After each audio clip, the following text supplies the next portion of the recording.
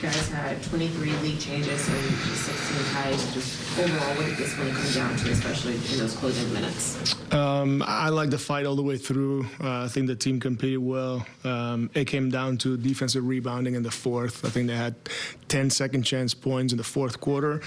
And that's how you lose games. And also transition defense, like we've been better lately. A good team rebounded the ball and a good team in transition defense. And we couldn't get it done today. So still proud of the effort. And the guys, you know, like we gave ourselves a chance having the lead right there and fighting all the way through. You shot over 50% for the overwhelming majority of the game. I think you might have been 6 for 20 some odd in the fourth quarter. Was there anything that they changed defensively, or were there looks that you liked and they just didn't go down?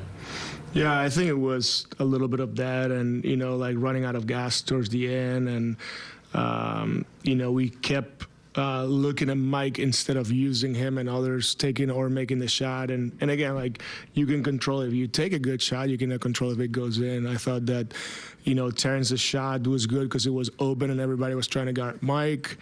So I take an open shot all day. I thought Mike's look towards the end, you know, hit the back of the rim. It was good, and, you know, it is what it is at times. But what we can control is like those rebounds, the 50-50 ball in front of our bench. Those are momentum plays, because if we get those rebounds, then we can run the other way. And then the shot most likely is it's a better shot, a better quality shot. So I lost it in the fourth, fought all the way through, proud of the guys. Now we got to move on to the next one. You mentioned Michael Porter Jr. and just you talked about it over and over again. You kind of teased even pregame about the amount of days of rest that he got, that you knew that he was going to be a threat. Just in what ways was he able to showcase the threat that he could be tonight? Yeah, I mean, I'm happy with the production. I got a little sloppy at the end. Also, the 3 assists to 4 turnovers could have been better. And this is probably his worst rebounding game of the year, or one of the worst. And we know that Mike's superpower is to rebound. And because we struggled in the fourth, we probably needed him to help. And I have to watch it on the film, but just looking at the numbers. So he did some good things. Also, got to be better at others. It's not just him, it's all of us. So I still like the intentions, and I like that he was locked in. Nolan got almost 9 minutes. Drake only played 2. I mean, essentially, were Drake's minutes going to Nolan, or was there something else that you saw in there? Correct, yeah. And it was just, you know, like the readiness to play. I think that these young guys need to understand how important every minute you play is, and not that you got to play worried about not making mistakes. Is like you cannot make 3 in a row for readiness and for concentration, because if the intentions are there, then I'm completely fine. But if the mistakes are for, you know, like just easing into the game, that's not how we do it here. Like I need, and it's not just him, it's that goes for everybody. So happy that I saw Nolan. I know that Drake, when the opportunity comes back to him, he'll be 200% and ready and paying attention to everything.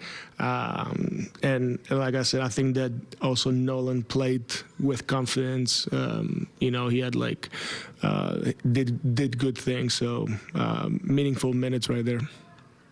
You described Anthony Davis as someone who can find ways to be impactful. We had a lot of young guys had to match up against him. Just what do you want some of your guys like Clowney and like Danny Wolf to like learn from a matchup like that?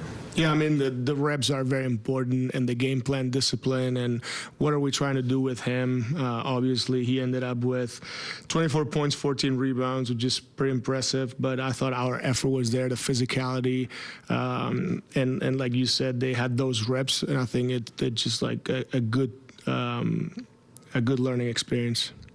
There's a point in the game, I think in the fourth, where Noah missed a box out. You call him over. Just what were you trying to coach to him in just that moment? Yeah, I mean, he's very important for us, and, you know, like his energy and the way he, like I don't need any of our players to drop their shoulders, and they got to move on to the next play, whether you're playing with 5 fouls, with 4, I don't care.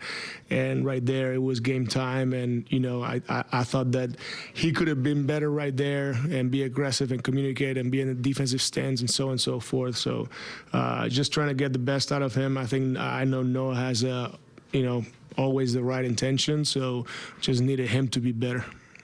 Okay. I was just going to ask what you saw in terms of Jaeger's aggressiveness today. It didn't seem like he was. I know he did have the one drive attempt, but didn't seem to be particularly aggressive. Yeah, I think that he was trying to fix mistakes by trying to make things happen, and this is not how you want to do things. I need him to play with better readiness and better physicality, and this is not the way that the team needs him to play. So he's got to be better. Otherwise, the minutes are going to go down and somebody else will take advantage of him. So I know that he cares. He's always responded and punched back. So he's way better than what he's performed tonight.